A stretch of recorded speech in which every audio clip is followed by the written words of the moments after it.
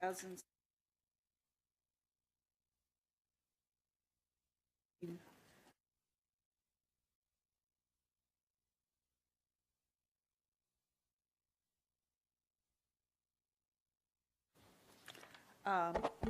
Mark, do you have, we got an email today about a training. Oh, you did? Uh-huh. Oh. The zoning thing that you guys are workshop. Oh, yeah. Yeah, that's a staff, sorry, I wasn't really prepared to talk about that one, well, but just basically give us the date. that's a staff, Ashley and I will be basically giving a primer. That's the target audiences are residents and homeowners associations on just zoning basics like zoning districts, what does it mean if you're zoned R2 versus R3, setbacks, what are setbacks, why do we have them, easements, what can you do in an easement if you have a piece of property and it has a drainage easement on it, what can and can't you do in that area. Just basic things like that we get a lot of questions from people about. We thought we would just have no more than an hour training session to just go through some of those basics. It'll be a PowerPoint presentation to just go through some basic questions like that. So. Okay, and that's March the 3rd. Was it 5:30 or 5:30? Yeah. 5:30. Mm-hmm. Yeah. Okay. I'll be here in this space. Yeah.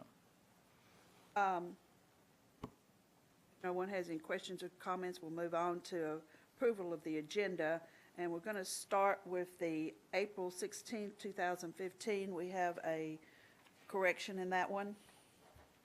Yeah, well, as far as the approval of the agenda, there is one item on the regular agenda that is recommended for postponement. That's item number 4. And we'll get to the minutes here in just a minute. I recommend we approve the agenda with item number 4 postponed. Okay. Second. All those in favor? Aye. Aye. Oppose? And on the minutes, last month, Commissioner Myers had mentioned that there was an oversight in the April 16th, 2015 minutes as it related to the Swan property and the vote that was taken on the amendment to the comprehensive land use plan. And it did not acknowledge the fact that Commissioner Myers had abstained from the vote. And so the staff has corrected those minutes, and they were in your packet. And it now reflects the correct action that was taken. So we would recommend that these amended minutes be approved, and they would become the new minutes for the April 16, 2015 meeting. Have a motion? Recommend approval of April 16, 2015 amended minutes. Second. All those in favor? Aye. Aye. Oppose? Then we have the minutes for the January 21st, 2016. Are there any corrections for this? Then we have a motion. So moved. Second. All those in favor? Aye. Item number 5, discussion and public hearing on a final plat for Phase 3 of Briarstone subdivision, formerly the Villas at Anchor Park subdivision property, located on the north side of Turkey Creek Road, across from Anchor Park, a portion of parcel 59, tax map 152, zoned R-1 OSMR, 20 lots, 12.95 acres, Saddlebrook Properties LLC applicant. Back in April meeting last year, there was a preliminary plat approved for the north section of the Briarstone subdivision, and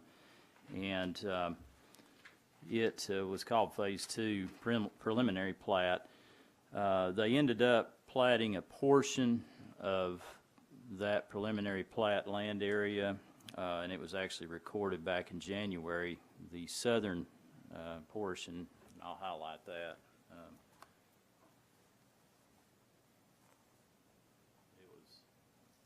basically that portion of what was encompassed under that Phase 2 preliminary plat, because they weren't quite ready in the field with the remainder of that area. And now they're coming before you to plat the remainder of what was encompassed under the Phase 2 preliminary plat. This particular section of final plat includes 19 house lots and one large open space lot. There's also 2 walking trail connections into the Audubon Hills subdivision. As you may remember, the next phase, preliminary plat, Phase 3, to the west of this will have actually a vehicular connection to Dunlin Lane, which is also in the Audubon Hills subdivision, and that would be here's where the vehicular connection will be in the next final plat phase of Briarstone. So they don't have a vehicular connection in this phase, but they will next time. They do have the 2 walking trail connections here and there that are kind of on the far north end of this particular phase, and the staff recommends approval of this final plat. The field items are very far along.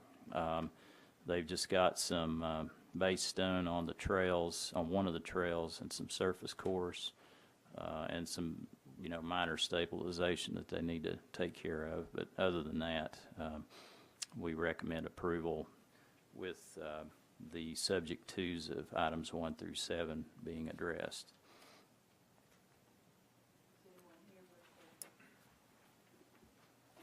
Yeah, Okay with all these? yes, I'm Russ Rackley with Rackley Engineering representing the developer, and we're fine with the comments, and we're anxious to get 5 or 6 more started. I don't know if you've been out there, but the plat we recorded in January, we've got, I think, about 5 foundations going in right now. So, Questions or comments? Move for approval subject to the 7 stipulations. All those in favor? Aye. Aye.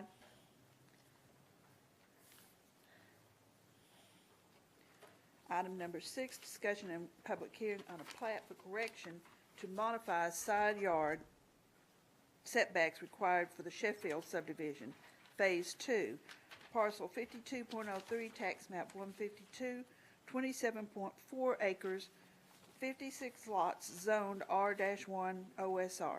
Saddlebrook Properties LLC applicant. This particular request is a little bit unusual, but it's a minor modification to a plat note that's on the plat of record for Phase 2 of Sheffield. This property is zoned R1 OSR, and in that zoning district there's just a stipulation that the buildings have to be 20 feet apart.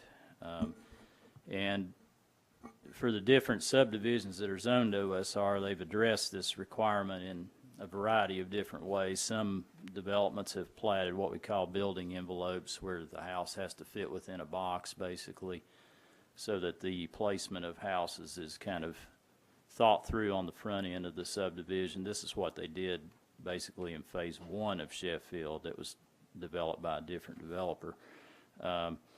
And then there's some that are doing like what Saddlebrook is doing in Briarstone, and what the cottages at Price Farm are doing with their detached buildings, and that is basically just ensuring that the buildings are 20 feet apart. It's easier to do that if you have just one builder in a development like they have here in this phase and like in the cottages at Price Farms. So we basically just look at, when a building permit is submitted, the placement of the proposed dwelling unit, and then they have to show the 2 adjacent lots and the structures that are on those lots to ensure that what they're proposing is at least 20 feet away. The plat that was recorded for Sheffield Unit 2 included that language talking about the minimum 20 feet between buildings, which again is all that's really required in the OSR. But then it also has some wording in there that says 10 feet unless shown otherwise, so that basically implies that all the structures have to be at least 10 feet off the side property lines. And the developer is asking to remove that portion of the plat note and just revert back to what they're doing in Briarstone. It gives them a little bit more flexibility on building placement if they run into some kind of topographic issue or something. So it's really insignificant, but we didn't feel comfortable in changing the plat note at the staff level. We felt like it needed to be something that was formally presented. This would not compromise the requirement for the 20 feet separation. So, and again, it's what they're already doing in Briarstone and the cottages at Price Farms, and the staff would recommend approval of this plat note modification. Do I have any questions or comments? Applicant have any questions or comments? Nope. Do I have a motion? Second? Second. All those in favor say aye. Aye. Thank you. Thank you. Discussion and public hearing on a request to measure the north limit of the recommended OS-P zoning district abutting Union Road for the property at 12639 Kingston Pike, parcel 58, tax map 151, from the existing right-of-way of Union Road rather than the required right-of-way of Union Road, based on its classification on the major road plans. Madam Chairman, I'm related to this particular item. If it'd be all right, I'd like to step out of the room. Please, thank you. This is another rather unusual item, but basically last month at about 11:30 p.m. we took action on a rezoning request for the property there at the west intersection of Everett Road and Kingston Pike at 12639 Kingston Pike. And the Planning Commission, after much deliberation, recommended as a transitional zoning district between what was rezoned to commercial to the south and what is residentially zoned property north of Union Road, that there be a open space park zoning designation of 150 feet of depth off of Union Road. This property's Union Road frontage. During that discussion, the north limit of the OSP zoning district started at a point that was from the required right-of-way of Union Road. Union Road is a major collector street, that section is, and it's required to have a total right-of-way of 60 feet, which would be 30 feet from center line. The thought process behind basing it on the required right-of-way is that it would get the open space park land area further out of area that could become part of Union Road improvement, part of a roadway improvement project. So it would give you more transitional open space. That was kind of the logic behind that measurement.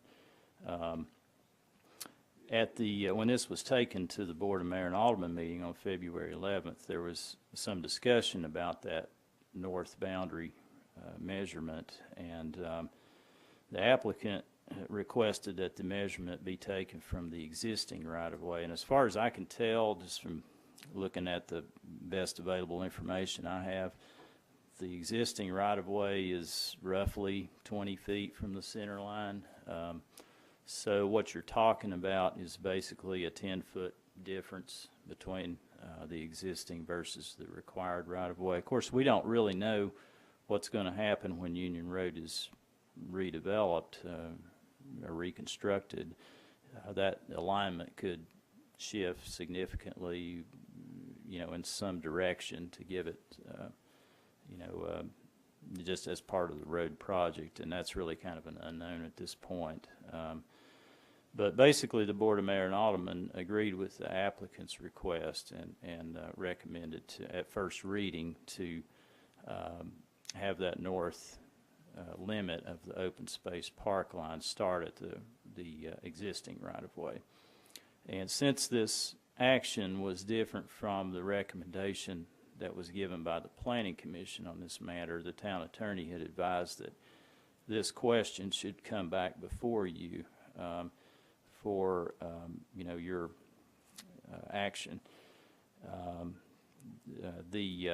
Again, this is basically a 10-foot difference. Of course, the staff's preference would be to go from the required right-of-way because it does give you more transitional open space.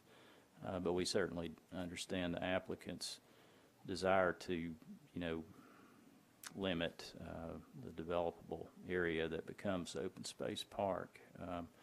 So that's kind of an overview of what this is about.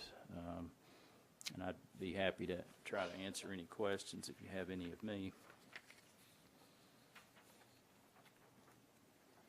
Let me ask one first. I have a question first of you, Mark.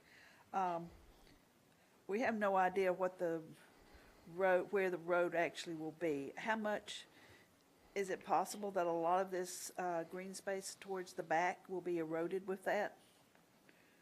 Well, I mean, it could be. It's, we don't know at this point how much, if any, Union Road will be kind of realigned. So depending on what happens through that process, that green area could be severely affected, or it may not be hardly affected at all. Again, the question before you at this time is a 10-foot difference, basically.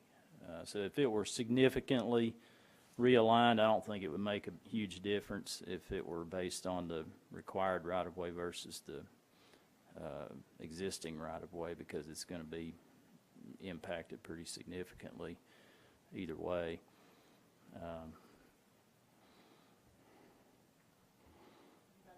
Questions of Mark before we get to the applicant? Okay. I'm Nick Myers, 521 Stone Vista Lane. I appreciate you allowing me to be here again tonight. Why we're asking for the 10 feet is when you look at the history of the town, there has never been a developer who has developed commercial or office space that has ever been asked to do what we've done. We acquiesced to what was asked of us, but we would like the existing right-of-way to be where the 150 feet or the 3 acres starts. We think that when you consider what anybody else has done, the closest thing is what's at Turkey Creek, and there's not a road, and they have 100 feet. And if we had not been in the position to replat this at this time, the town would have to buy through eminent domain the property that we are giving for free, in addition to 30% of our property, of which we're giving away for free. So we're asking to be kind and not take any additional property than is needed. We understand that, nobody knows what Union Road is going to look like down the road, how long that's going to be, and we're just asking that you not take any additional property of ours.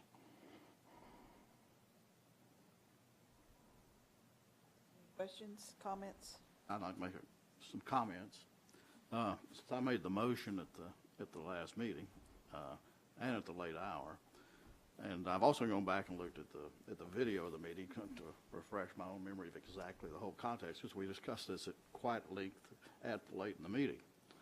And I know one thing, part of the discussion, I was very insistent really on trying to pin down this 150-foot line, and we were interested in this OSP was all about really that and the 150 feet. I did not make a part of the motion from one right away or the other. But if you look at the tape, you go way back in the first part of the discussion, Mark did clearly discuss, as a part of his presentation, from the future right-of-way. Well, I can guarantee you if I had dawned on me when I made my motion, I would try to pin that down so we could pin it down, one way or the other, okay? And so, because I really wanted it to be something specific, not something that was kind of, could move. I don't like that imprecision. Personally, just do not like it. Maybe it's just the engineer in me or what have you. I just don't like that. We need to be, as precise as we can with any of the applicants that come here. So I'm personally comfortable with saying existing right-of-way. Thank you. Because that was kind of probably in the back of my mind anyway. I just didn't state it at that time. Any other questions or comments? Is that a motion? No, that was just No, that's a comments. discussion. Oh, I'd be glad to make a motion, but I'd like to hear if there's any other discussion. Because I think I think we ought to discuss it if there's any other ideas on that.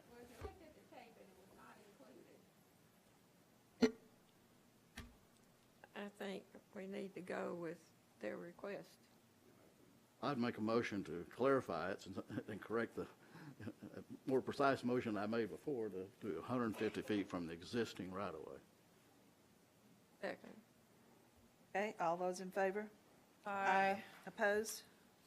Thank you. Discussion and amendment to Chapter 2 of the Farragut zoning ordinance to amend and provide for new definitions related to elderly housing.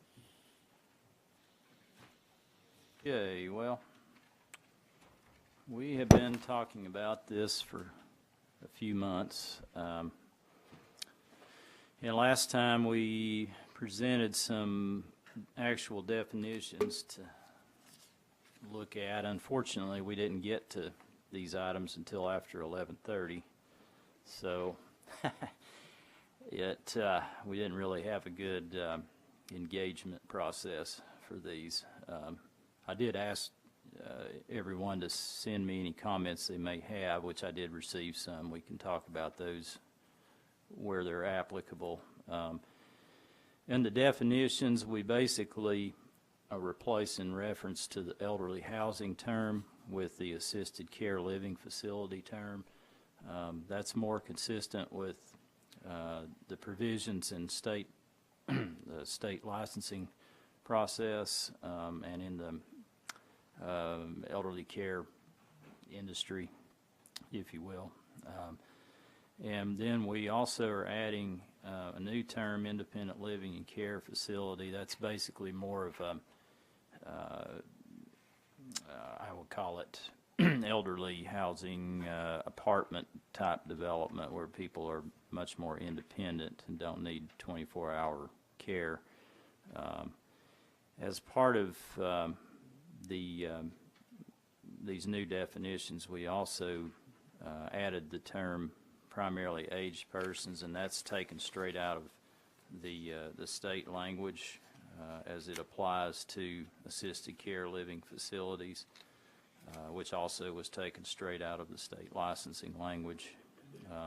So we feel comfortable with these terms. We've engaged a couple of folks that build these kind of projects and administer these kind of projects to get their thoughts on the terms, so we do feel that they're representative of the industry terminology, and we would recommend approval of these. Now, we did clean up some things in the definition section, and there's one thing that we need to clarify, I think, and Betty brought this up to me before the meeting, and she's right.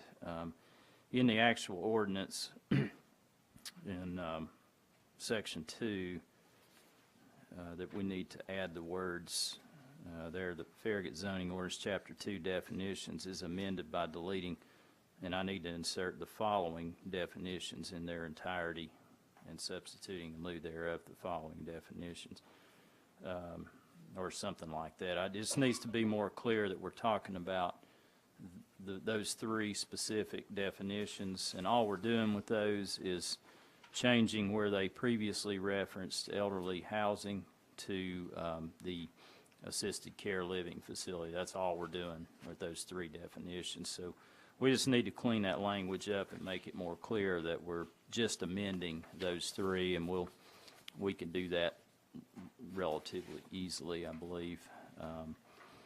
All right, then- Mark, real quick question. So that means that boarding house, dwelling, and dwelling unit will remain in there. There's just a correction to those particular terms? Yeah, they're Okay. deleted as they're currently presented in Chapter 2, and they're just substituted the way they're written in Okay. this ordinance. Okay. Yeah, which basically, again, all we're doing is just changing the reference to elderly housing, changing that to the assisted care living facility, because Okay. that's the same, they're basically the same thing. That was all in that one, and then, of course, the new terms in Section 3. I don't know if anybody has any questions on any of these. What we tried to do was group these amendments by chapters in the zoning ordinance. This is obviously the Chapter 2 amendments, and that Chapter 2 just deals with definitions as they apply in the context of our zoning ordinance. Bart, does boarding house include bed and breakfast? We didn't change anything about that definition. That's what we have currently. So the only wording that we changed in there was that in that second to last sentence, and where it says assisted care living facility, it used to say elderly housing. Everything I else see. is the same. Same way with dwelling and dwelling unit. We were just making the language parallel Okay. and consistent. Yeah. Do we have provisions for bed and breakfast somewhere? Yeah, yes, we do. Yeah, One. yeah, we have that, yeah, Yeah. we do. Or start one. But we do need to clarify that Section 2, so the staff would recommend approval of Resolution PC-16-03 with the staff clarifying Section 2 to reference only those definitions that are being modified.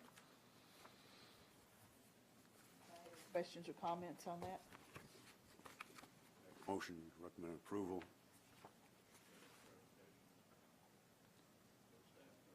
Pardon? Staff Well, clarification. with the staff, okay. I'll second that. All those in favor? Aye. Opposed? Okay, item number 9, discussion and public hearing on an amendment to the text of Chapter 3 of the Farragut zoning ordinance, Section 20, Community Service District S-1, to replace it with new requirements. Section 10, Multifamily Residential District R6, and Section 28, Open Space Multifamily Residential Overlay, OSMFR, to remove elderly and group housing provisions and nursing homes as permitted uses, and Section 12, General Commercial District C-1, to replace elderly housing with assisted care living facilities as a permitted use. Anybody understands that? It took us a long time to try to figure out how to write this.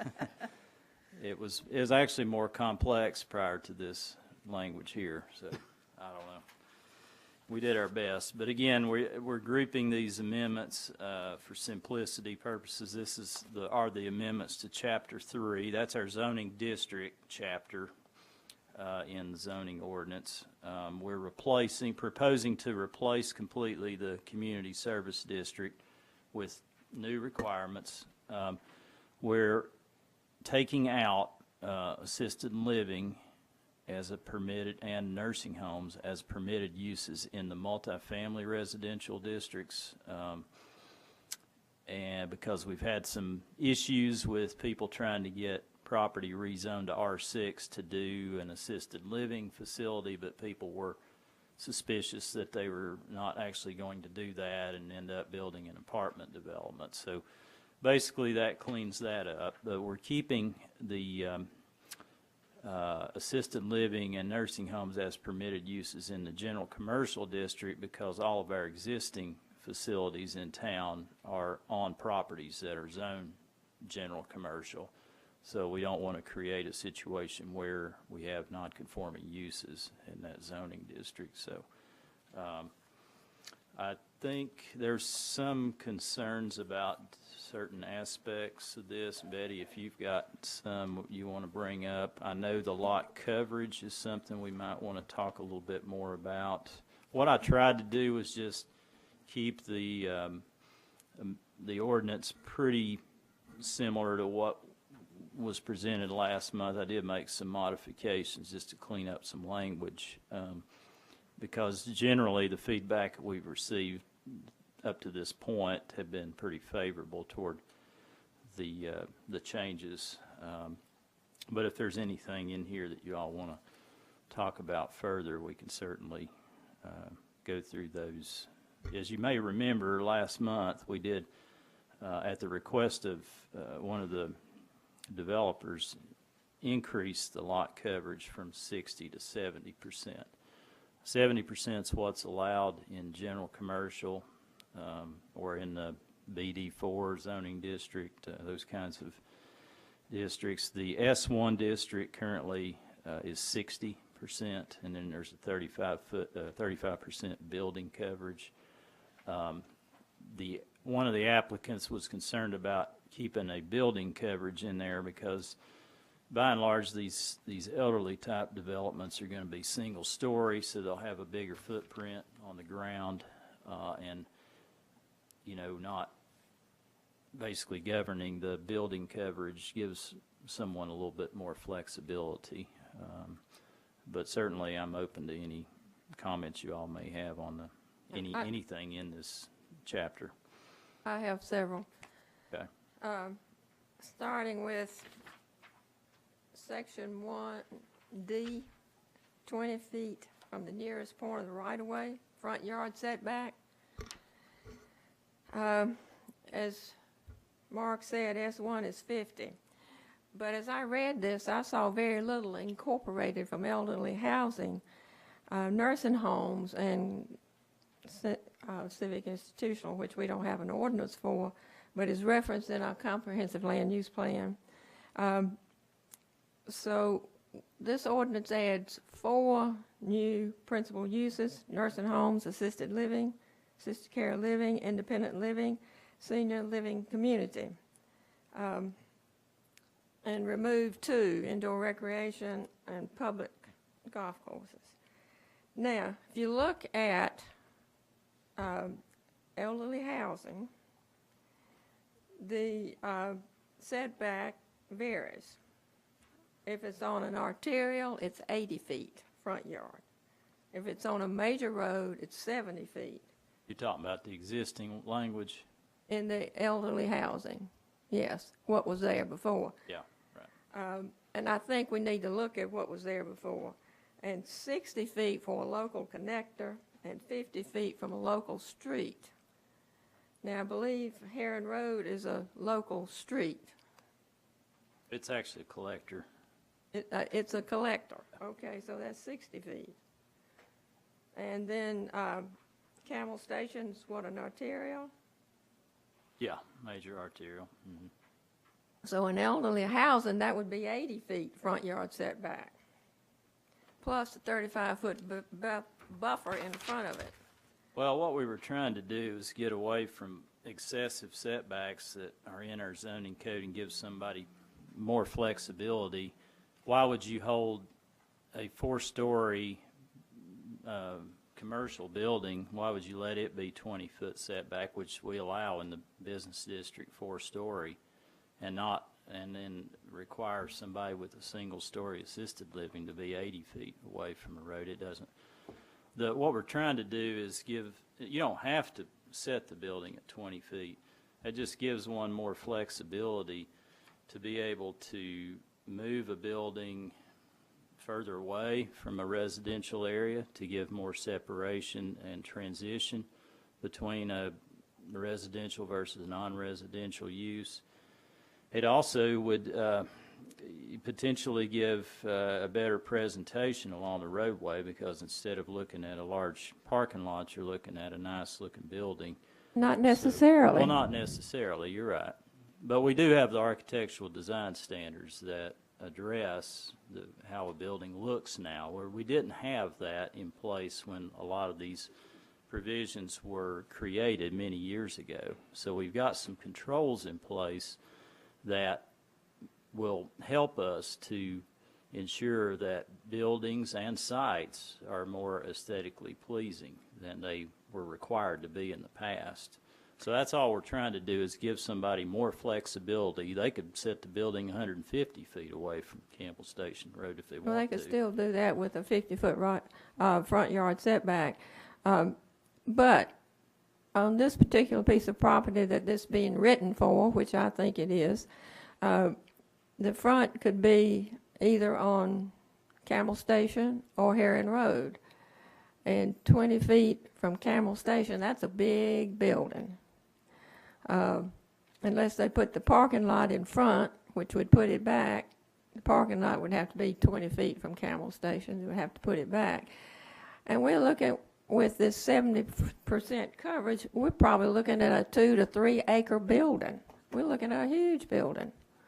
So I don't agree with 20 feet on either Heron Road.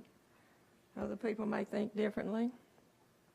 But also have some other comments. I think that 35% building coverage should be added back in, and the lot coverage be reduced to 60%, as before in S1. I've looked at some of these buildings, and they're huge buildings. They take up a lot of land. And I don't know that a big building coming into the main part of the town of Farragut is an asset. So people going into this, and I want to read something. I've looked at Summit View, which was on 6+ acres, and they added some last year. NHC is 15 developed, 18 undeveloped. Clarity Point's 5.7. Parkview West is 4.5, and that looks like it's about 80% coverage. I don't know what it is, but it's parking lot and building. And I don't think that's good on the main entrance to the town of Farragut. I support the 5 acres approved. Now, other comments I want to read from the Comprehensive Land Use Plan, Strategy 7, page 18, called section Gateways. Gateways influence the first impression visitors and prospective businesses form when arriving in the town or downtown. Their appearance conveys an image of the community, including the town's sense of pride. Since Farragut wants to encourage new businesses, particularly attention should be paid to gateways to assure that they communicate the appropriate message. But businesses are only one side of the land use equation. Farragut also wants to remain a premier, high-quality residential community. Improving gateways can improve civic pride. So I think this would not meet Strategy 7 for gateways. Let's see. Now, people who live in these buildings are not going to add much to taxes. They don't go shopping. They can't walk. They have to be taken, and I understand these facilities have vans, and relatives come once a month or something. They don't drive, so I don't know why a business would want one of these that can't contribute to their to buy their products. I really cannot support this. I feel it's written for one piece of property and for one developer. Have any comments Anybody on else have that? any comments? I'll give a little bit of history to this. I don't necessarily think that this has been earmarked for this piece of property. What I do remember is a few years ago, probably now 2.5 years ago, when we had a lot of discussions about a proposed assisted living or senior living facility on Grizzly Chapel Road, there was a lot of heartburn over the R6 zoning district and whether or not that could be restricted to senior housing. And I think the public had a fear of a lack of transparency and maybe a lack of keeping their word. And so I think back a couple of years ago, we had started discussing maybe we need to have a zoning district that is more focused towards senior housing. There's a lot of, obviously we've seen there's a lot of different names for this: senior housing and senior living, and of course the traditional name is nursing homes. And I think there's probably maybe more politically correct things, and now I think there's multiple phases of these that are more assisted care than others. So I do think that this is we've spent a lot of time on this. So again, we need to think about this as a community-wide zoning district. I do think we're going to spend some time talking about the Heron Road and Campbell Station property on the next two items, and I think these are all important discussions to have. But I don't want to throw the baby out with the bathwater, because there has been a need for this over the past couple of years. And even though these folks may not necessarily go to Costco and shop and spend their sales tax dollars, I do think that this is an important amenity for this community to have, whether it's a small 20-bed one or maybe a larger one. I do hear from quite a few individuals that would like to remain in Farragut, and they realize that their bodies may not always be able to maintain their homes that they're in, and so they do look for alternatives. So that was a few comments that I kind of had relating to the need for this zoning district. And my comments don't have anything to do with the applicability of the other items that we're going to talk about later.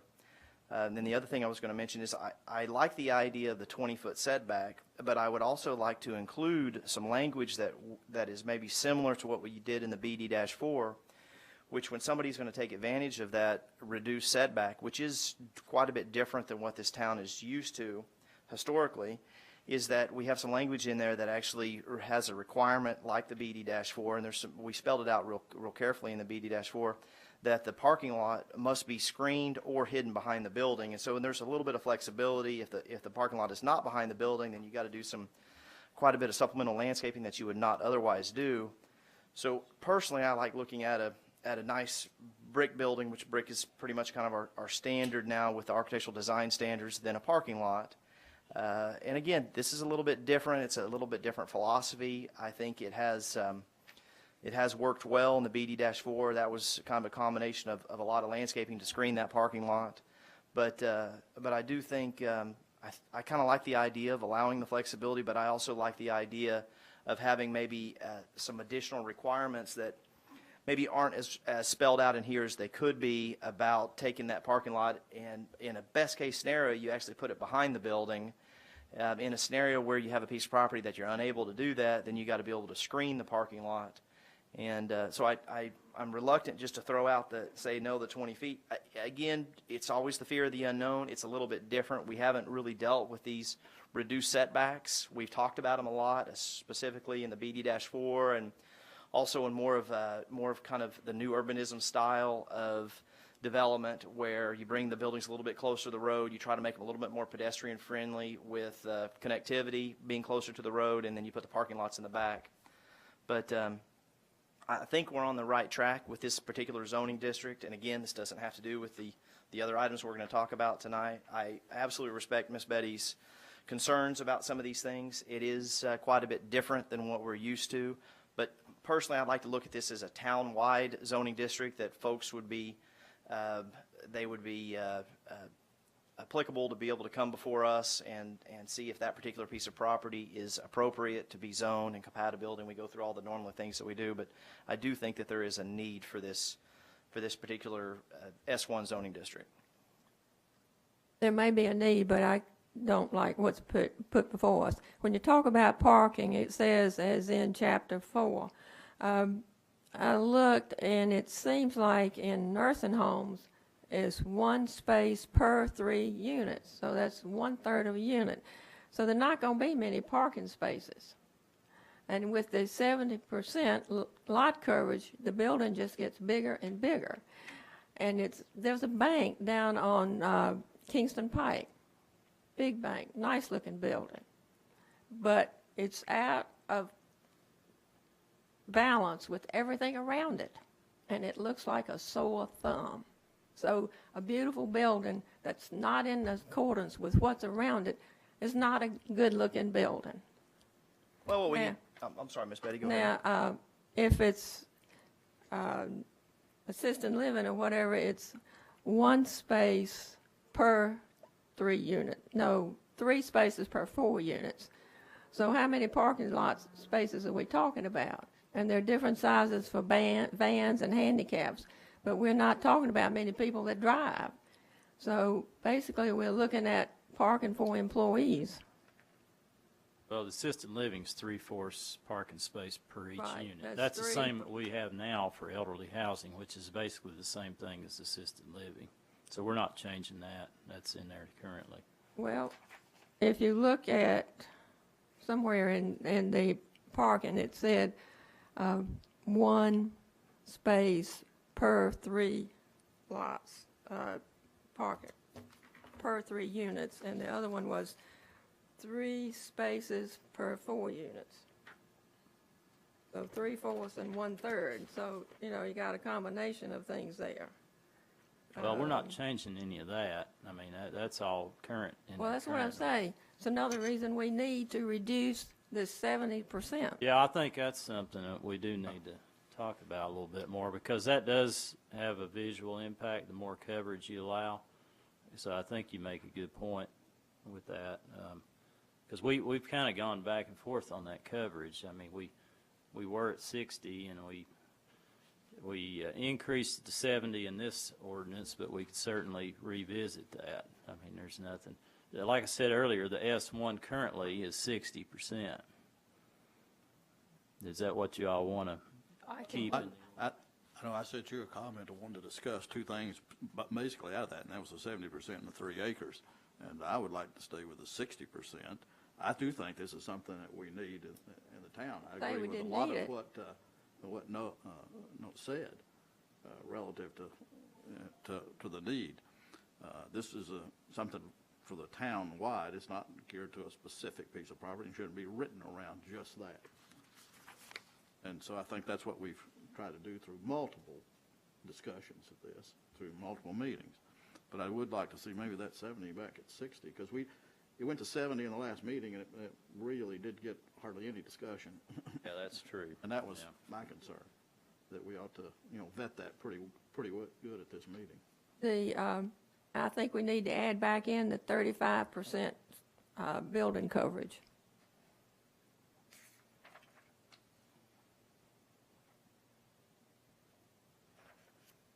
Anybody else have any questions or comments?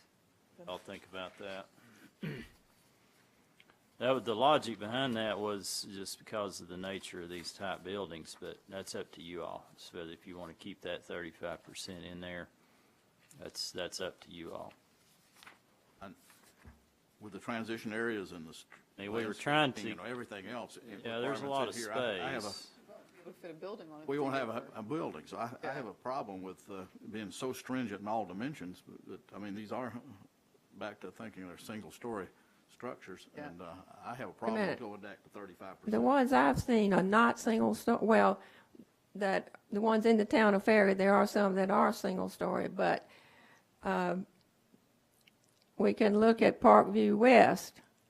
It's multi-story, and it must be 70% building And the parking lot takes up a good bit more. Well, I just go to item J, it talks about the height. And Well, spelled out what it is, Betty. Yeah, the height's the same as in the S1 currently, 2.5 stories. There's one That's not story? being changed. 2.5 stories, stories. 35 feet. The same it is well, right that's now. what I thought. We're talking about 2 stories, not 1. Right. And there's a big difference. Well, that's what we currently allow. I mean, Yeah. there's no change to that. That's, With the height. Yeah. But I do have a problem with the size if it's, if you don't limit the size of the building.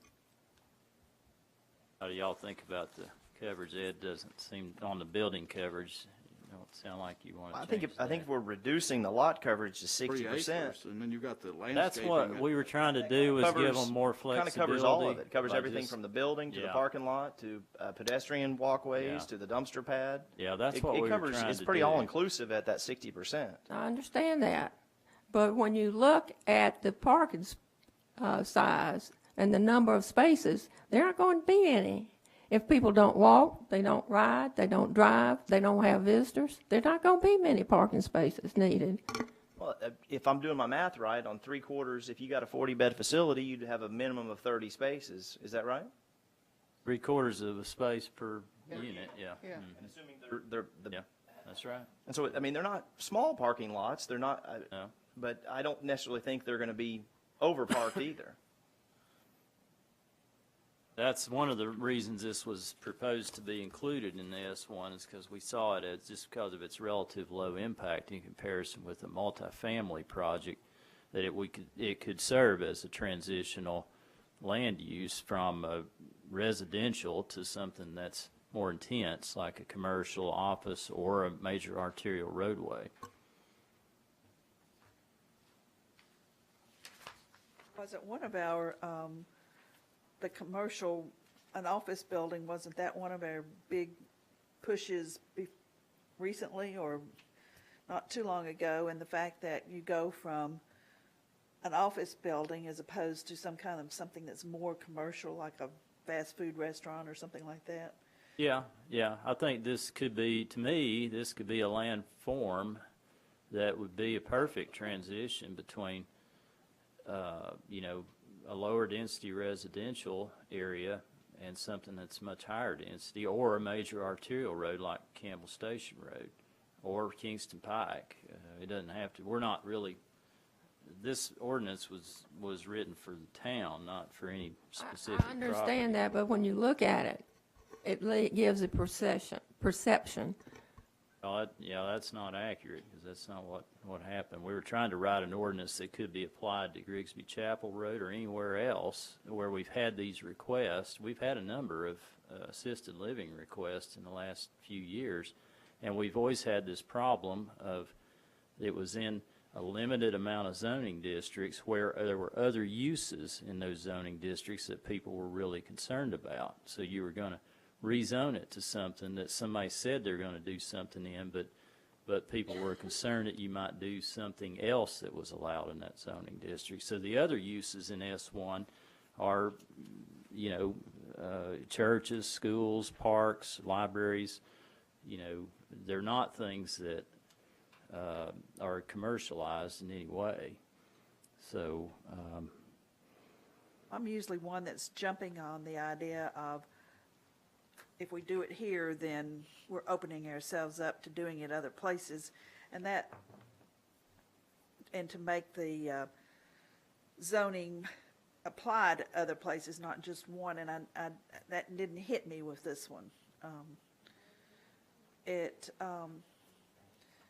It seemed more general to me than just the this reason one. we didn't have any landscaping on the parking lot either on the 20-foot was because the parking has to be set back 20 feet anyway, and you're limiting what the height you can do in this zoning district. Unless you're part of this senior living community, then you have to be way back. Your setbacks are different. So unlike the BD4, where you could potentially have a very tall building, we were just going by the fact that you could theoretically put a building side by side with the parking lot at 20 feet, but they both would have to be at least 20 feet away. That was kind of the reason we didn't have that language in there. Okay. I don't know if that makes any No, sense. I think that, I mean, the scale was always something that was discussed. Yeah, but- the height was, I Right. think, a main reason why we had that buffering language with the parking lot with the BD4. Anybody on the planning commission have any more questions or comments right now? Got a couple of people that want to talk. You were up first. I own the property. Can you, Oh, sure, I'm sorry. and also tell us who you are and Oh. where you live? Okay, my Or your name address. is Susan Reeve, and I have the property there at 408 Heron Road, and it's directly by the corner, right there where the proposed assisted living is. And my concern is changing the name to just assisted living is vague enough that I'm concerned that even though an elderly nursing home is proposed, you know, maybe in 5 years or something, if the property changes, it may open up different things than what an elderly care was intended to be. And also, if you do put the parking lot in the back, I'm concerned about lighting and the noise, because then I would be directly affected by that in a way than, well, I think you understand. You know, I just deliveries, even though the patients themselves don't have cars, you do have a lot of traffic coming in with trucks and that sort of thing, and then the lighting. And I'm rather concerned about that, owning that property and living there. You know, if you propose schools, that's a different noise situation also. And so, you know, I bought the land understanding that it was considered more of a residential type of a property, how it was zoned. And to change it into something different concerns me. Okay? Mark, can you address the lighting? Well, you're kind of ahead of the I'm agenda sorry. items, Really, the but next that's agenda. okay. I mean, Okay. There's Well, something I would, I town understand. does have very, I understand. we do have very strict lighting requirements, and for example, like, we have a certain strength of lighting that. Would you not take my picture, please? Thank you. We have a certain strength of lighting that you have to adhere to at property lines. So if you're along a property line that's zoned residential, you can't be, you have to have a very low foot candle, basically half a foot candle along residentially zoned property. And that's a very low light situation. We also have some language in this S1 district that requires things that could be noisy on a site to be 100 feet away from property zoned residential or agricultural. Okay, is that the property line, or is it the actual property line. resident? The From the property line. So it's Okay. actually further from your house. Okay. It's not from the house, it's from the Okay, property it's from line. the property So we've line. got Okay. language in here that actually Okay. requires dumpsters, large HVAC units, service areas, you know, to be a much further setback, in addition to having the transition areas that are required along properties that are zoned residential or agriculture. Okay, like I said, the vagueness of the term assisted living, to me, might incorporate some other things too. You know, elder care to me is something that is not offensive, but you know, I'm just wondering, you know, 5-10 years from now, what that might include. So maybe I know I might be nitpicking here, but a very specific definition of assisted living would Well, we make me do more have that. comfortable. We That may is be- part of what we just. we may be and one, I we may be one understand step that. ahead of you. We actually Okay. require that a majority, so this is over 50%, 51%, must be at least 62 years of age. Okay. That's from the state law, the state Oh, is it? requirements Okay. for licensing. Okay. Also, we have language in this ordinance, which we don't have currently, that requires you to have a state license. Okay. if you have these assisted living facilities, so they have to be state licensed. Well, that's good.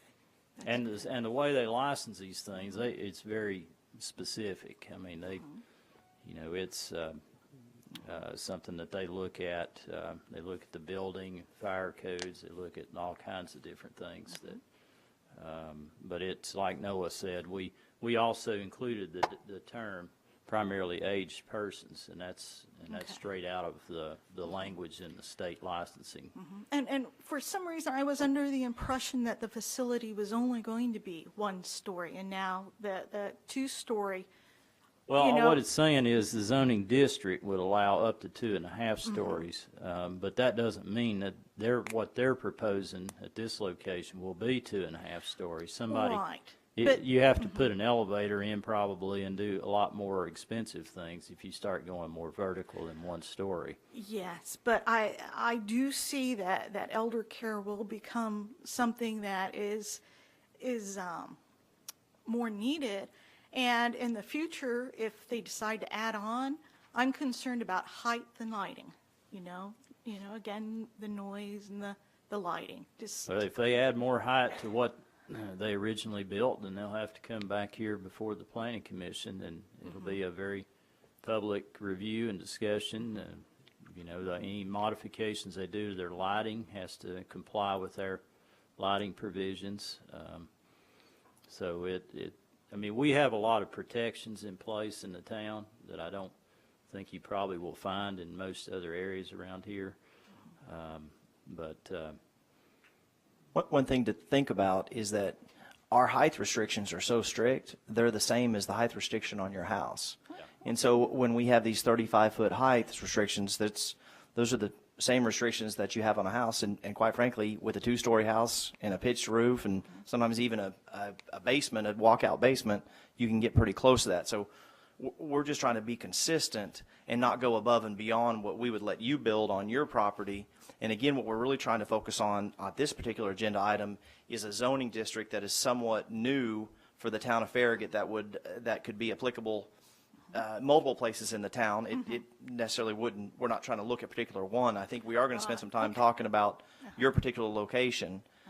And we welcome your input on some of these things, because these are all important things for us to have as we think about this. And believe me, this commission, we really like thinking about the slippery slopes and the Pandora boxes. If you do this, what could happen? And so these are all important things that like you had brought about the ages, and it might convert into something else. And these are important things we bring up, and we welcome your thoughts on that. Thank you. Well, thank you. Thank you for listening to me. Well, I have a question on the definitions. Do any of these assisted care living and independent living require medical staff on site? Yes. That'd be part of whatever their state license. It would be part of what they would license through the state. Now, we added that language. We originally didn't have the requirement for a state license, but we included that to give it some additional, regulatory control, I suppose, to help ensure that these things are, properly structured and managed. Young Bradley, 11507 Cottage Street. So, are we changing the size of the property? I mean, is this going to alter the 5-acre requirement to something smaller? Well, the property that you're talking about is. I'm just talking about overall general. I mean, it used to be that assisted living was 5 acres or larger. Well, actually, assisted living could go in general commercial, which only requires 1 acre. So, assisted living could go potentially on a proper piece of property. It was just 1 acre. This particular zoning district, the S1, has been 3 acres. You are right, in the R6, there's a 5-acre minimum. But this particular one that we're talking about on this agenda item has been a 3-acre minimum. Like I mentioned earlier, we've had a number of people that come in and requested rezonings to allow for assisted living, and oftentimes the parcels aren't, 5 acres. Plus, we've had the problem and the concern of the R6 zoning district that if we did rezone a property with the understanding that somebody was going to develop it as an assisted living, what's our assurance that they actually build that kind of facility, and they don't put a regular apartment building out there that has a lot more traffic generation. So what we were trying to do is separate this use from the R6 and just put it in the closest zoning designation that could be at least in form compatible to these type of facilities. And that zoning district is the S1, and it has the 3 acres as a minimum lot size. So we didn't propose to change the 3 acre because that seems to work fine in that district. So I also have a problem with this being included in S1. So a commercial profit-generating organization, we're giving them a special ordinance to equal to a church, a public like library, what else? School. I just can't see that those things are equal. Why would they be placed in the same special category? Just because they're same size doesn't mean that they have the same intent. Well, we saw those as low impact in terms of traffic generation, visually compatible. If you look at the form of these kind of buildings, they look like the library across the street or the church down the road. There's not really any difference. You wouldn't know they were a different use if you didn't know what they were. And we saw them as a reasonable kind of transitional element where you've got a residential area and you got either a major, very busy roadway or you got a commercial area in some other part of the town. And you're trying to find something that might transition between the residential and something that really is high intensity or very commercial in nature. So that's what we were trying to do with this, and that's why those uses were proposed to be added into the S1 district, because we felt that those were similar in form and function to other uses that are currently allowed in that district. But they're really not the same form and function. One's to generate profit, that we're providing special ordinance for this very small group of people, and we're not allowing other people to do the same thing. Other people who have commercial interests should get the same. Either are commercial or business, or you're not a commercial business. And I think we should look at that as the real intent of the purchase of the buildings and how we should zone things, not because it looks the same, and which is what you're saying. It kind of looks like the housing, so therefore we think it's okay. What if I built a house there and sold drugs? As long as it looks like the rest of the house, is that okay? I don't think so. Well, I think it can be debated as to whether that's a commercial. We've talked about this. This kind of use is hard to pigeonhole. I mean, it's got some commercial aspect to it, but it's also got a lot of residential aspect. People live there. That's where they live. I understand that. So it's, it's one of those uses and that's one of the reasons why we felt like it could be a good transitional use, because it has a very significant residential component to it. And if you've got that transition from residential to more pure commercial, then that, to me, is a good blend between the two. Well, it seems like you're justifying the ends with the means, saying that because we can, we're going to make exceptions for this commercial entity to be part of a special entity that's equivalent to churches and schools. I respectfully disagree, and here's my point. I hear what you're saying, but here's my reasoning on that. We talk about churches, and we also talk about private schools. We talk about utilities. Now, all of those handle significant sums of money, most of them, okay, and budgets. They operate like a business, okay? So that's the quasi part of that, and this is similar to that than it is any other use that we have. To carve it out and put it here makes much more sense than leaving it where it's at. And that's the key point, because it really gives the citizens an idea of exactly what can go somewhere, as opposed to all of a sudden it springs up in some areas where it might not be nearly as amenable in an R6 or somewhere else. It's a lot more tailored and specific and a lot more transparent. Mark, could you give us a few examples in Farragut where there is that transition and what is in it? I'm thinking of the area there behind Walgreens, where there's office, and the church, right? Which now has a, What do you think of the park view? I mean, it goes from retail aspect to it, to which is a this to problem. residential back to Thornton Heights.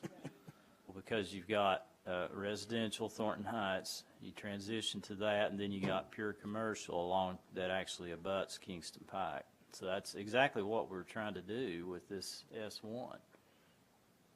Right off the top of my head, the only thing I could think of was not in the town of Farragut, but when we moved here, we looked at some houses in the area behind where you have the Cedar Bluff, the Methodist Church up there, and you have not Calhoun's, but the other restaurant. Yeah, Franklin Square, right. Oh, right. yeah. Franklin Square, where you have commercial, then there's some Urban Hills or office, whatever right. that, yeah. And I know at the time I thought, oh, I don't know if I like this because of all that commercial, but it was separated from the commercial with offices and a church, which made it something a little more acceptable. Because we didn't want to live at the time behind the restaurant and a bunch of businesses. So there was a buffer there with the office buildings. So and church, there was some churches there. So it's something that you see in a lot of different areas. Sure, but the property that really kind of generated this whole thing to be brought here, because I remember coming to the very first one, that property has really no buffer zone because there's a house to the left, house to the right, house behind.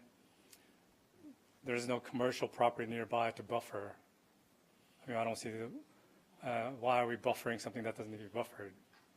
And so part of the reason why I think this came up is because of the property that we will be discussing that kept cropping up over and over again, and I think you guys finally decided that there needs to be something done about it.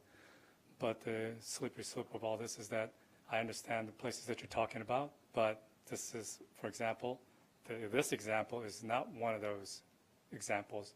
There's nothing to buffer. In fact, you're creating something in there that really probably needs to be buffered, because without it, if that never happens, there's no buffering needed at all. There's buffering at one end of Campbell, and there's buffering at the other end. Now you're creating something in the center of that, which is really not, I think, what the intent of this whole thing is in the first place. As for the assisted living, all these definitions, those things are constantly changing, and you're absolutely right. Because when I was growing up as a kid, if my parents were going to live till like 65, I think everybody would have been happy about that. But nobody's going to be happy with 65. 62, that age, a lot of people I know that are 62 are very active, and they're not quiet in this assisted living place anymore. If they're 62, my in-laws are like in their mid-70s, and they're very active. They're driving and moving. So the concept that it's assisted living, so it's 62 and over, and it's going to be quiet, there will be no cars, that's not true anymore. And I don't think it's going to be that way. And as we progress in medicine, we're going to have older and older people that are much more mobile than what we're actually thinking. So again, I think we have to be careful about these things because these are very fluid definitions that are behind time. When people change significantly, then somebody says, hey, maybe we should think about that. Then there's somebody says, okay, well, let's think about it. Discuss it for 500 years, and then we'll put it in the docket. It comes out in the docket, and it's already too late. So I think we have to be careful about saying that this is the definition. Because it's state, it must be accurate or correct, and it's neither one of those things is necessarily true. State laws are always behind time. We're always behind time, especially when it comes to people's ability to move and be active. Because 62, I'm not even thinking about moving to an assisted living. I'm still thinking about working. So I think we have to be careful about that. And the 35 feet upper limit sure, they build it first, but if they decide to build a second floor, you can still build a second floor and not go over that 35 feet and still meet the requirements. Is there some kind of stipulation that says they couldn't do that as long as we give them the authority to use that property and say, well, your limit is 35 feet. We've already, so we are going to say that as long as you meet that 35 feet, and you can put 2 stories on it, obviously. Is that okay? Yes, you would be eligible to do that. Right. So You could we build talk a about 2.5-story school or church too, if you Sure. wanted to. Or a house.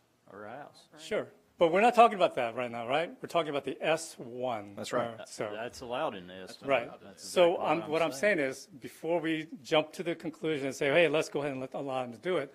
So again, there's a special business that we're giving a special treatment to that allow them to do special things. And all these facilities do not, can still be built based upon the rules that we have today in terms of special requirements. We don't have to change what we have just so that we can fit some people into this thing. This has been a change that's been in the works for a few years. So this is not something just because the particular property that you're talking about came to us. We realized that we had a problem back in 2012 with another applicant and a lot of concerns about R6 and the compatibility with R6 and then assisted living. So I do think that we have a couple of different items we're talking about. We're talking about a zoning district that's townwide, and then we're going to spend a lot of time and talking about the piece of property that you're particularly talking about, and these are all legitimate concerns. But what I'd like to do is, I really think that there is a, I think we've spent a lot of time on the S1. Again, we're not talking about yours yet, Sure. and I for one would support reducing the total lot coverage down to 60%. I'm real comfortable with all the other language that is in there. I'm real close to being able to make a motion on it. If there's some more discussion, I'll be happy to. No. I'm going to make a motion that we approve Resolution PC 16-05, changing item number H, maximum lot coverage from 70% to 60%. Do I have a second? All those in favor say aye. Aye. Aye. Opposed? No. Moving along to item number Yes, ma'am. 10. lost place here. We were there for a while. Discussion and public hearing on amendment to the text of Chapter 4 of the Farragut zoning ordinance, Section 7, elderly housing, to replace it with senior living community provisions, Section 10, group or clustered housing projects, to remove the provisions associated with the group or cluster housing project, Section 18E, nursing home regulations, to amend the area regulations, Section 20A-A.3, parking and loading, to amend the parking provisions associated with independent living and assisted care living facilities. Another one that took a while to come up with all that. Again, this is the third section of the zoning ordinance that we're updating in Chapter 4. That's just general provisions. Chapter 4 includes things like lighting, landscaping, parking and loading, specific provisions associated with specific uses. What we're proposing is to replace the section that currently talks about elderly housing with that senior living community that we've talked about. That is basically for a large piece of property that's going to have multiple buildings. It has to be at least 10 acres. I think this gets back to some of the comments that we've heard earlier, that we're trying to create provisions that could be applied townwide. And this is another example. We're not looking at any specific piece of property necessarily. These are some examples of what probably the senior living community could look like. These are in Maryville, and they have single family kind of detached around the periphery, and then more of a larger facility in the central portion of the development. That's pretty much what we were trying to craft the ordinance to provide for, because we don't really have anything in our existing zoning regulations that would provide for this kind of flexibility and mixture of building types. We also, anytime we're going through zoning amendments, if we see something that needs to be cleaned up as part of that, we try to address it. There's an old section in the zoning ordinance talks about group or cluster housing projects that it's never been used to my knowledge, and it's really not relevant to the language in our current zoning ordinance. It talks about the Board of Zoning Appeals granting special exceptions for housing projects on, you know, pieces of property, and really something we've never applied, so we're just proposing to remove that. And in the parking and loading section, we're updating that section to address the new definitions, the new terms that are in Chapter 2. And that pretty much a summary of this particular section, chapter of amendments. If anybody has any questions, I could be happy to try to answer those.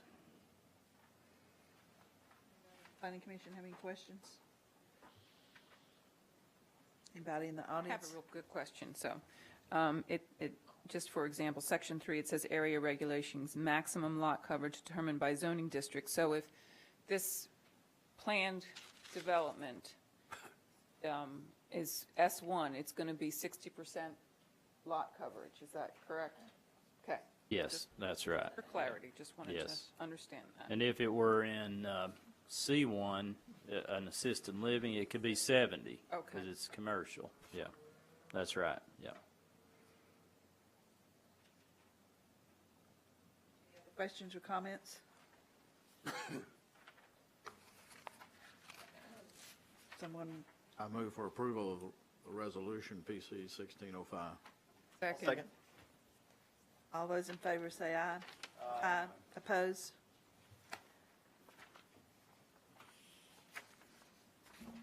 Okay, the next two items are for discussion purposes only tonight, is that? That's right, Okay. yeah. Item, Really weren't ready to be voted on since we didn't really have any, you know, zoning district that would provide for what you're talking about. item number 11 is discussion on a request to amend the 2012 Comprehensive Land Use Plan for parcel 117, tax map 142, located at the intersection of North Campbell Station Road and Heron Road, approximately 4.5 acres, from very low density residential to civic/industrial. Peter Falk of Autumn Care 2 LLC applicant. And is it 8:30? Okay. This actually, as far as coming before you all, we initially looked at this request back in May of 2015. And this particular request is just talking about the future land use map. That's one thing. The next request will be talking about the actual zoning map, just to separate the two. On the future land use map, this property is designated as very low density residential. Of course, there's a gentleman interested in developing an assisted living facility on the property, so he's requesting to change the land use from the very low density residential to civic institutional. In the comprehensive land use plan, the civic institutional land use was the most similar zoning district to that was the S1. As I mentioned earlier when we were talking about these amendments to the S1, we saw that assisted living could be, you know, because it is kind of quasi-institutional, quasi-residential, quasi-commercial a little bit, could be a good transition land use. between low-density residential and something else that's more high-density. So the staff does feel that the request to designate this property as civic institutional on the future land use map is consistent with the plan. There are a number of civic institutional uses along this section of Campbell Station Road. You have a church, a library, a school, and a park. I think in appearance and general form and function, some designating this as civic institutional would be consistent with that built environment. Questions or comments? On the future land use map, just to point this out, because it is a good point. There are some civic institutional uses, but most of everything that surrounds this property is all designated as residential. The nearest civic institutional is up here with the library in this area here. Then you've got, of course, the school further northwest. But everything around the property in question is currently specified as very low density residential. Triangle section here across from the library, is that the? That's open space. Mm-hmm. That's the park, yeah. Parks and Rec. That's actually Parks and Rec land use, and then the darker green is open space.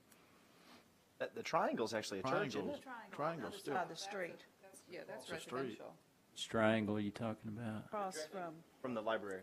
Oh, where the church is? Yeah, it's residential. Yeah, but it is a church there. yeah, it's a church.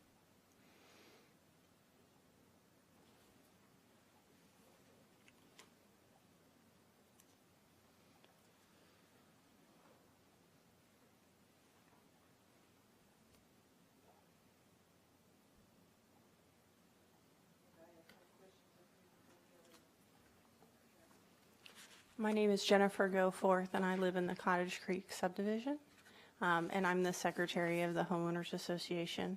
And on behalf of our homeowners, we would like the town of Farragut to stick to the current comprehensive land use plan and leave that as low-density residential.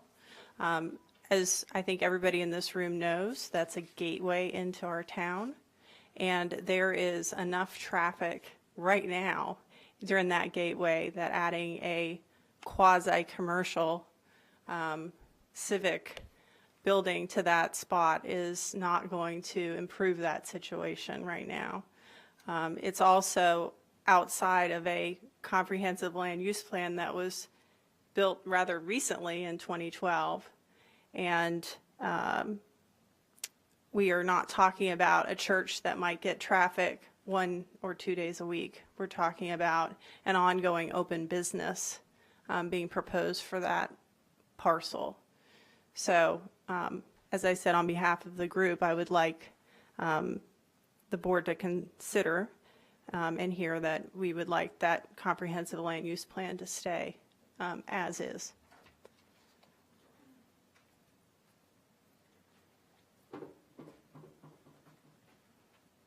Young Bradley, Cottage Creek. I know you guys said that the previous ordinance that we talked about didn't apply, but had that not passed, we would not be having this conversation, right? Yes. So all the stuff that I said before still applies. We don't need that property really should be utilized for what it was originally designated for, housing, because there's houses all around. It's not a transitional point. There's nothing to transition to. There's only that property and that's it. And I'm not sure why we're constantly making special, we're planning to make special favors for this single commercial business, because that's what it is, commercial business that we don't want. And again, assisted living today, they may say no one's driving. Assisted living 5 years from now, everyone in that facility is driving. You don't know, because the people are much more active today and much more active for a much longer period of time. And we talk about things that we don't know. We try to figure out all the ways to prevent those things from happening. But just look around and see that people who are 62 and older are not sitting around in their rooms all day long expecting someone to come see them. It's just not it. And to think that that's what they're going to build and that's what it's going to stay, I think is not being realistic. Again, there's nothing to buffer that piece of property from other businesses because the other businesses are far away. No buffer zone needed, only residential. Thank you.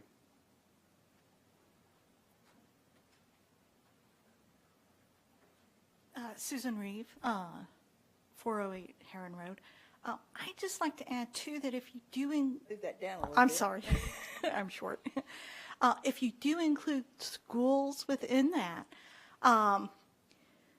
you know, to me, there's a whole variety of schools that create different types of things. You know, there's a difference between just a small church school to a kindercare and the amount of traffic. And, you know, I think that when they built the elementary school there at the corner of Campbell Station and there at Turkey Creek, I don't think anybody ever imagined the traffic problems that they have right now.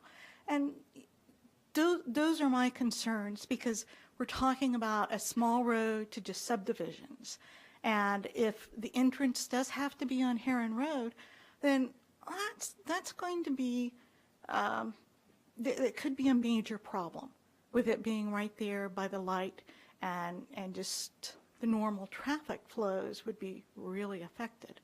And I think adding schools within that changes, because, you know, you have the variety of between a kindercare or a small school. So that's, thank you.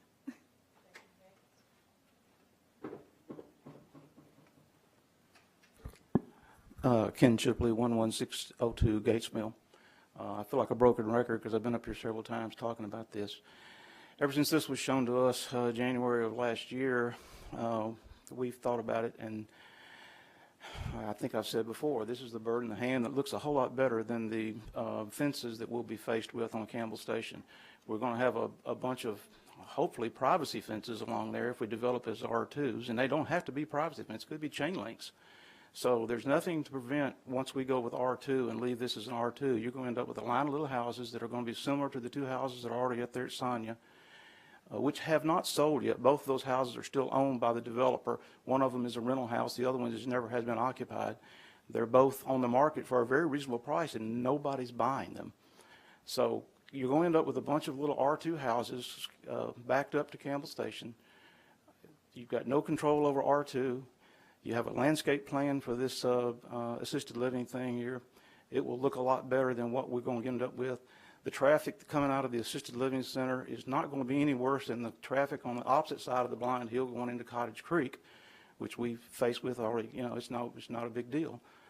So you're going to end up with 7 or 8 individual houses. Each has 2 or 3 cars in and out of it. I mean, I'm just looking at it from a we've been watching this piece of property since 1989. Evidently, that's when the last of the family passed away there. And I just don't see anything any better coming for this piece of property. And I don't think R2 is going to look particularly attractive. That's my opinion. Thank you. Thank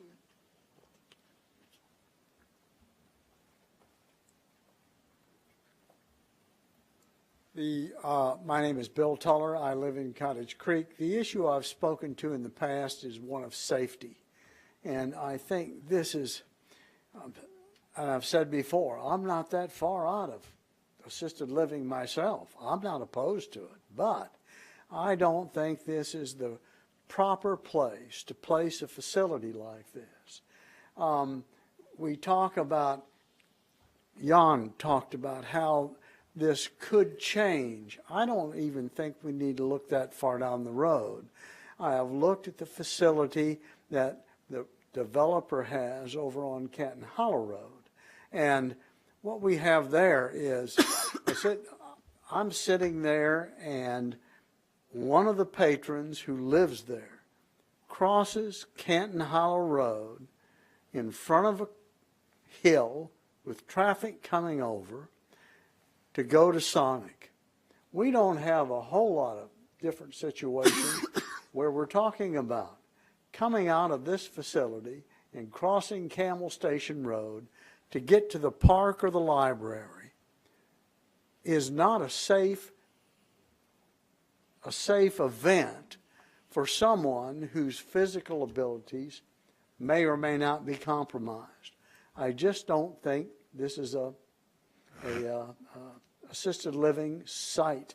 There are other sites in Farragut that can that would serve this better. Thank you. Thank you.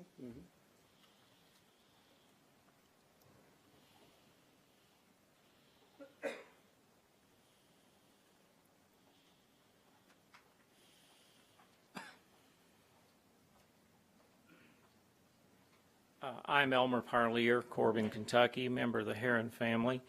My comments are not for the commission. You folks have heard all of this. We suffer a little bit on our opponent's side from there not having been at all the meetings, and that would be quite clear to someone who's followed the project all the way through. Mr. Mahoney being the exception.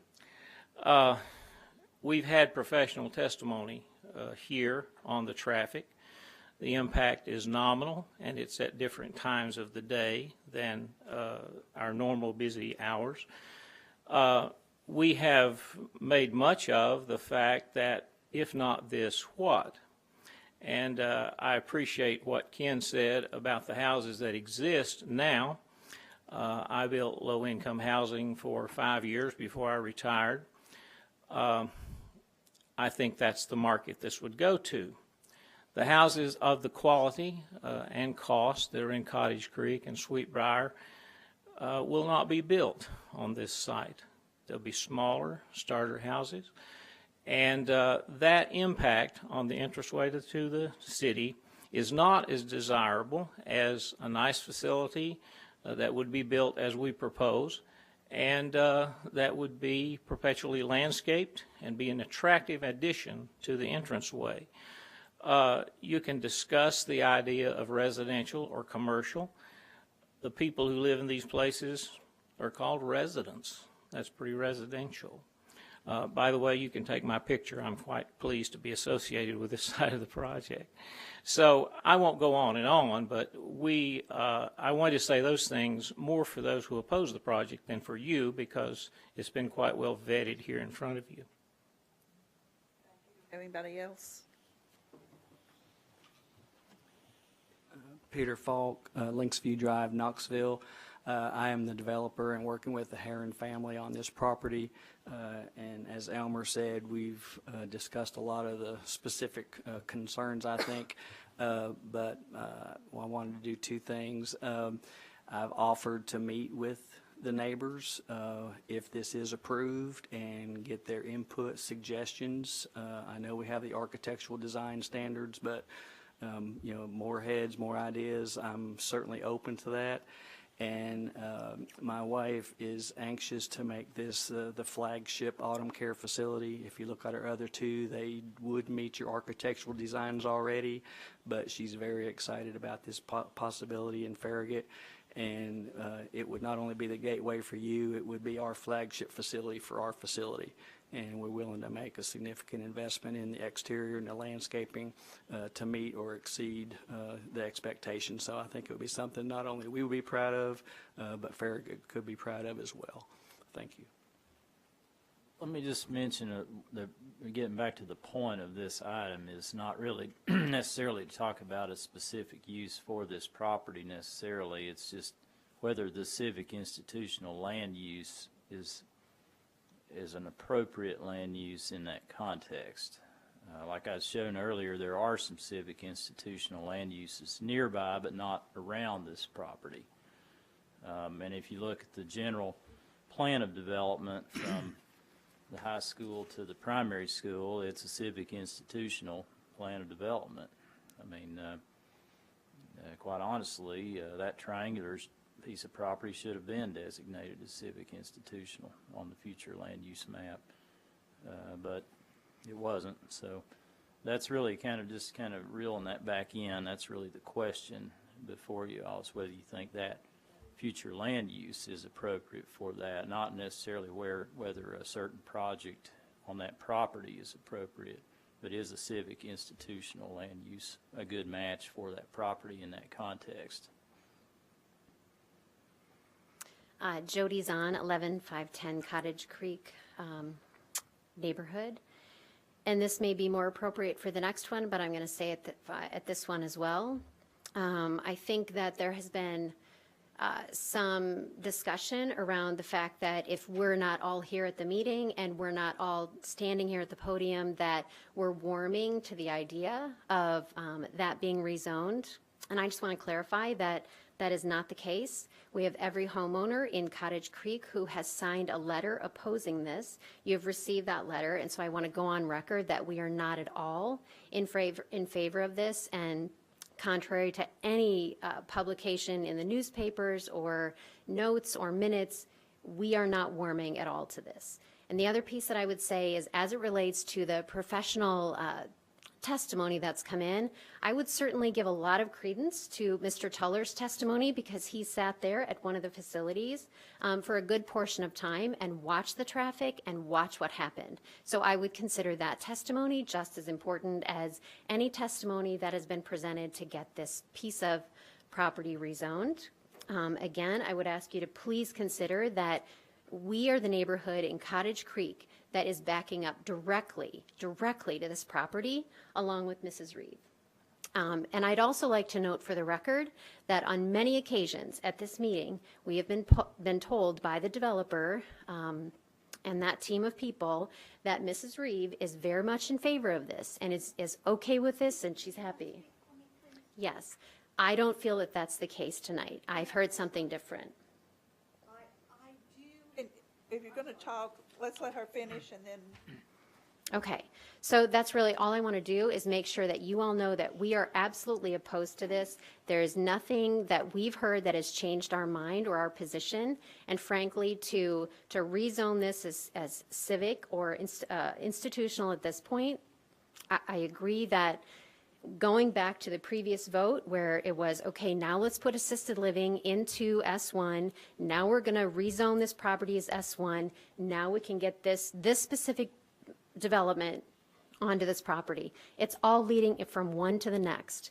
If we have 480 plus nursing homes in Knoxville, and every single one of them has been zoned as commercial, what makes this one different? Why do we want to zone this as S1 or put this into the S1? So first of all, I'm confused by that whole piece. What makes our decision different? What makes this facility different?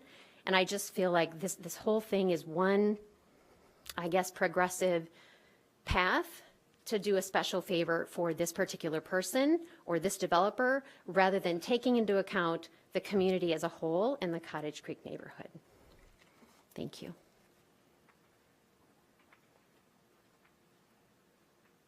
Susan Reeve, 408 Heron Road. I'd just like to clarify my position. I do like the elder care system that they're thinking about building. I guess what I object to is the changing and the wording of a more commercial kind of a thing, and also including the school. Because like I said, I guess, kinder care is completely different traffic, and it seems to open a different door. I think a small elder residential facility is good. It's just the wording of assisted living could, for me, I'm thinking in terms of, years down the road, because I will still be living there, hopefully. But, commercial wordings do change. And if the landscaping does change and there is parking lots in the back as opposed to what they have proposed, well, yeah, that affects me. So let me clarify and say, I think what they're proposing isn't a bad idea because the land use will be used for something. And I would rather it be this than a Sonics. Because, 10 years from now, you don't know. And I think what they're proposing is a good idea. I just have problems with the wording and the opening up to a different kind of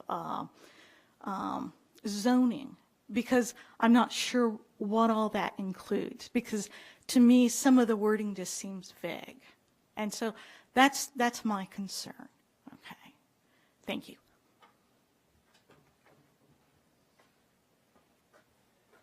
I know you want me to shut up, Young Bradley, Cottage Creek. The problem with the idea that you're scared that there's going to be small houses on the road. I don't think we should make decisions based upon what may happen. Those two houses that Ken talked about, you're right, they're empty because nobody wants to buy them. Why would somebody come and build more houses when they're not selling it in the first place? So I don't understand the fear for that logic there.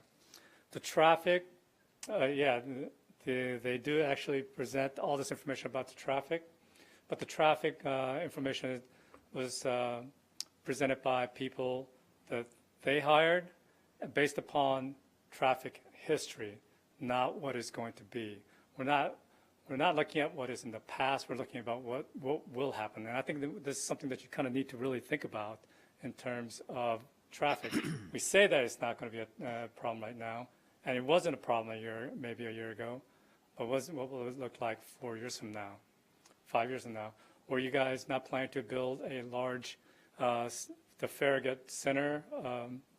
And I think we talked about that gigantic 4-story, well, actually 5-story, that's going to look like 4-story building somewhere. I think that was the first time I saw that. And as all that starts becoming bigger, the traffic will actually increase significantly greater than what it is right now. So we can't look at it today, and you can't base traffic patterns of today or yesterday and look for a future. That's like saying the traffic will never change on the highway. I remember when I moved here 4.5 years ago, I-40 was great. I could always drive without having to slow down. Now all I'm doing is sitting in traffic, just like I used to do in San Antonio, Texas, waiting to go somewhere on the highway. Thank you. Do we have anybody else? Did you want to speak? We don't want to make you speak, but I thought you came over there to speak. Steve Young at 6902 Burton Lane. A couple of things. We're like Mark said, we're really only talking about if this is appropriate to rezone this as an S1 institutional. But I will point out, and as it relates to assisted living, I'm an architect, and I'm the one that developed the preliminary sketches about what it might be on this particular site in a previous meeting. The zoning for assisted living, the building zone, it comes under several criterias, but the building zone, it's zoned institutional because of the slight, the care basically, and has to be licensed by the state, by the health department. It is also zoned residential in the fire code.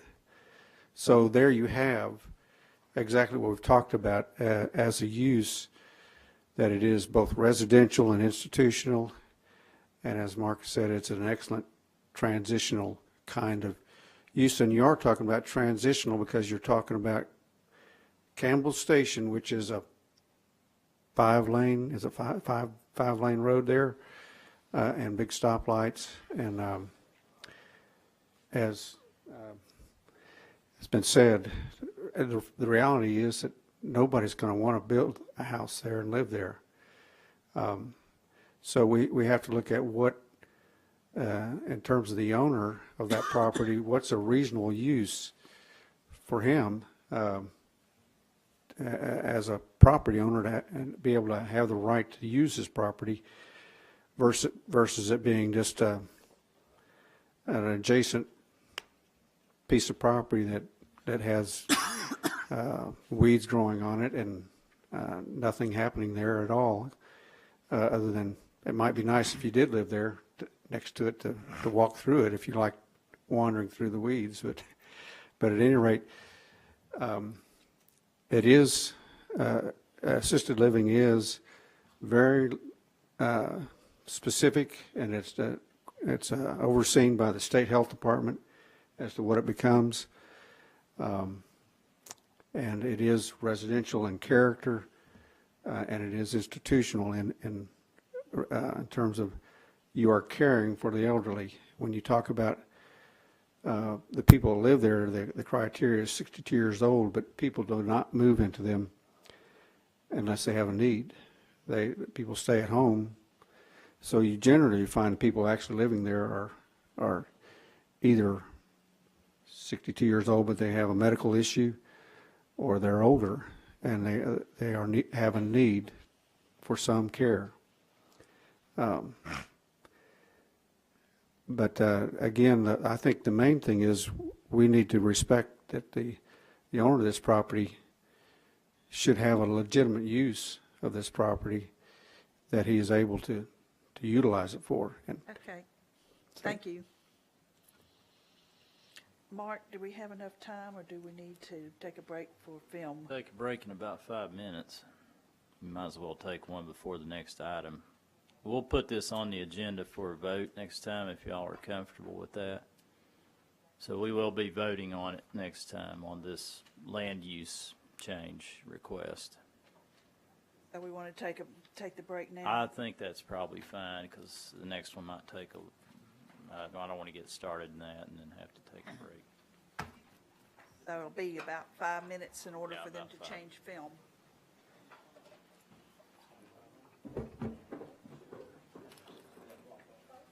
My mother, but I told her one time, she said, I know so-and-so stealing my cokes. And I said, I don't think so. They're going to risk their job over a Coca-Cola can. You can't leave it alone.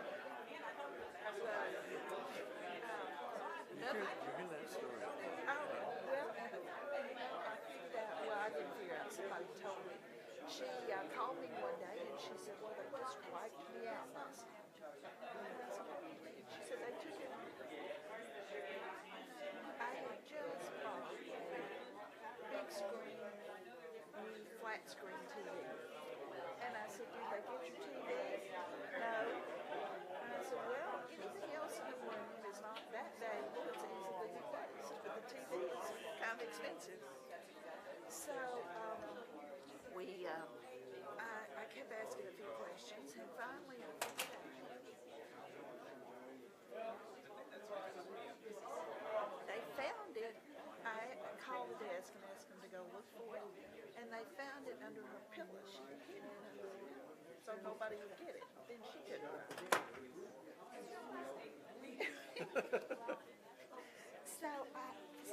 I thought I was hearing Reed too. You have the old farmhouse with the gorgeous magnolia tree. You got I guess one big one that you can see that it has to be a 100-year-old magnolia tree. I've never seen such a pretty magnolia tree. Where their stuff is. Okay. I haven't got to that far. That's good. That's good. But I put things down and don't remember Well, it's even a minute later. Well, now you know you can use excuses. Somebody Wow. come in and stole that. Have you done a lot of work to that house? Let's call the meeting back to order. I think we're ready to roll, literally ready to roll again. Yes, we are. We're on our next to last item, number 12. Again, this is for discussion purposes only. Discussion on a request to rezone parcel 117, tax map 142, located at the intersection of North Kimball Station Road and Heron Road, approximately 4.5 acres, from R-2 to SI or S1 Civic Institutional Peter Falk for Autumn Care 2 LLC applicant. And this will probably also be on the next. Yeah, if you all are ready, this will be on the next agenda for a vote. And obviously, this is related to the previous item. the property zone general single-family residential, and as you can see, all the property around it is also zoned that. And their request is to rezone it to the modified S1. You can see there are some S1 zoning zone properties nearby, which would be consistent with that civic institutional land use designation. But there is also a lot of the properties completely surrounded by residential. The That's R1 up there is the church. yeah. Churches and schools are permitted in residential zone property. So you could actually do a school on the way the property's currently zoned. Well, I don't think you can, because I think there's a 5-acre minimum lot size for the school. I'm not positive about that, but basically that's the request. This is the zoning map amendment request as opposed to the future land use map. So if anybody wants to speak to that, they certainly can. The staff does feel that the S1 zoning district is, in this context, is a good transitional zoning district for that property to transition to that higher, classification arterial roadway from residential. Do I have any questions or comments for this? I have a few things I'd like to say. I have really struggled with this. When an entire neighborhood comes out against it, it certainly is something you need to consider. But I look at this and I'm basically weighing two different things that can happen. We leave it residential, and the potential is about 9 houses can fit on that piece of property. It looks like these 2 houses that were built will probably sell pretty inexpensively and become rental units, which kind of tells me, and I'm stretching here to think about how this could happen. 9 houses, rental units, backing up to Campbell Station Road. And I get nervous about that because we already have 2 houses backing up to Campbell Station Road, one with a fence which is in inches of the sidewalk, and I don't think that is a very pretty statement. I also look into our S1 zoning, and we have the 50-foot setback transitional area from the residential property and then into the proposed property. Now, and I understand Cottage Creek property backs up to it, but no Cottage Creek property with a house on it is directly attached to this subject property. They have their HOA area, and then they have a drainage area that's about 175 feet deep, plus the 50-foot setback. Then we have that 50-foot setback is considered a transitional area where they have to put in a landscaping stormwater, a heavily landscaped pocket park, a planted buffer strip, or the remaining tree-covered area. On top of that, we have architectural controls and landscaping controls with the S1, with this proposed use. So I really struggle with having all of that as a way to protect the residential area and have 1 building as opposed to 9 houses. And that's where I sit, struggling with that. Anybody else? Questions, comments? I actually have 2 things. Jen, go forth, Cottage Creek subdivision. First of all, some of the rezoning that happened was because of concerns with the R6 and what else is in there. So could you define what is actually in this S1? I mean, we're talking about a nursing home assisted living in this, but aren't there like rehabilitation centers and other things that fall under S1 other than, I mean, we say church and school, but in the clear definition of S1, can you run through that? Yeah, it's, I can do that's that, a Mark. good It's in question. front of me if you want me to go through it. I can, I've got Okay. it. assisted care living facility is one. And these are, most of these have been unchanged. Cemeteries and historical monuments, churches and other places of worship, community facilities, cultural activities, independent living and care facility, nursing homes, parks, schools, public and private, senior living community, utility uses. Of course, some of those wouldn't be permitted based on the size of the tract, but like the senior living community, you have to have 10 acres on that, so that property wouldn't be a candidate for that. Okay. But yeah, there's a number of uses. That's a good question. Okay. So I think we would have the same concern in what could be in S1 if this is indeed zoned S1, because that kind of opens it up to everything. They're proposing this, but it does allow a lot of different things, and I think surgically carving this out of a residential area because it is surrounded by residential is something I can see why in the comprehensive land use plan originally it was residential. So that seems a bit odd to have that right in the middle of it. The second thing I just wanted to mention is that there are other residential areas. I would point out the area over by Primrose School on Kingston Pike, where there is a huge buffer of trees, and there are smaller condos and smaller homes in that area that are not an eyesore. And just because one builder built what I would say are, I don't even know how that happened, honestly. Those two homes with a fence does not mean we have to repeat that again. And I would look to this board and the community to make sure that doesn't happen again. But I think the what ifs, they've spent a lot of time on architectural drawings for this assisted living home. The same thing could happen for the 9 homes, and there could be landscaping that makes it much more attractive than the 2 that are basically sitting on the sidewalk with a fence on them. So I just want to point that out, that there's a lot more space on that property than there was on the corner near that subdivision down the way. Okay, thank you.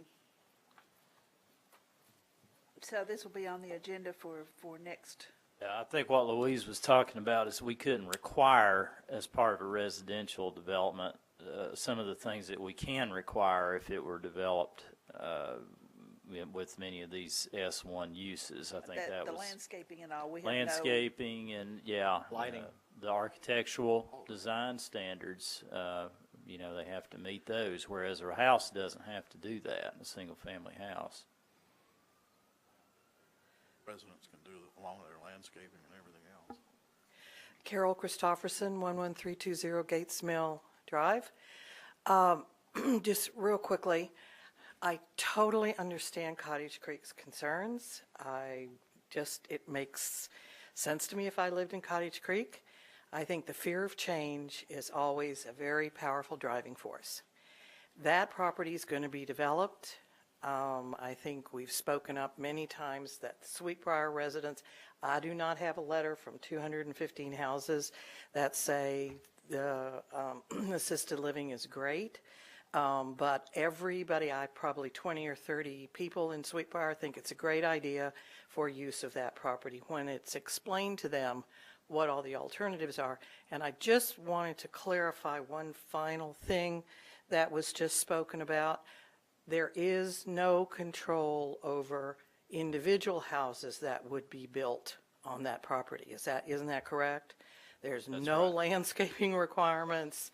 I mean, we would have no control. And to me, this is a fine balance. Yeah, I'd like to see it left an empty lot too, but frankly, that is simply not going to happen. I think we need to be reasonable. And this august body has to weigh everything in balance. And the many Sweetbriar homeowners think that it's a good use to make this an S1.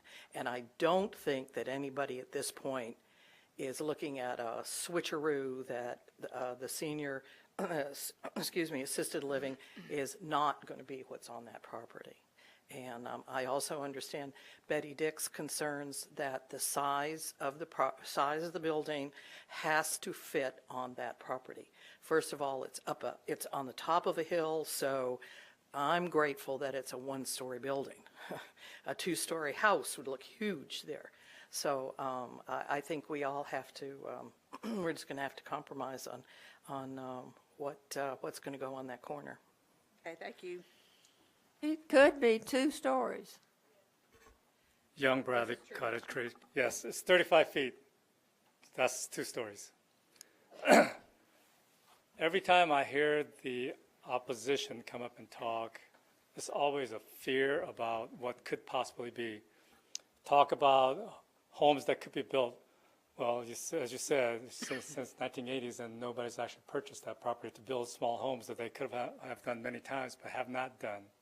We talk about what could happen, but the fact is, it's not happening. And I don't think we can sit here and make a decision based upon what could happen. And what about my point of view? It could be that something happens and the assisted living space goes out of business. And then what could happen there at that time? Something else could be built. You guys say that you're not going to allow anything else, but when I first came here for this meeting, none of this was even possible. But here we are, 6 months later. First is things have been rezoned, and then another step to allow this particular type of buildings to be here, and then now we're going to talk about this exact place to be built. So constantly things are changing, and just as you've changed your opinions and your perspective about whether or not this should be there, I guarantee you when 5 years from now or something, when this happens, people sitting up there will make changes, because that's the nature of things. You take one step, then you'll again take a next step, because it's a lot closer. But if we started from here and try to take 2 steps, you may say no. 1 step's okay. Next time it's only another step before the 2-step occurs.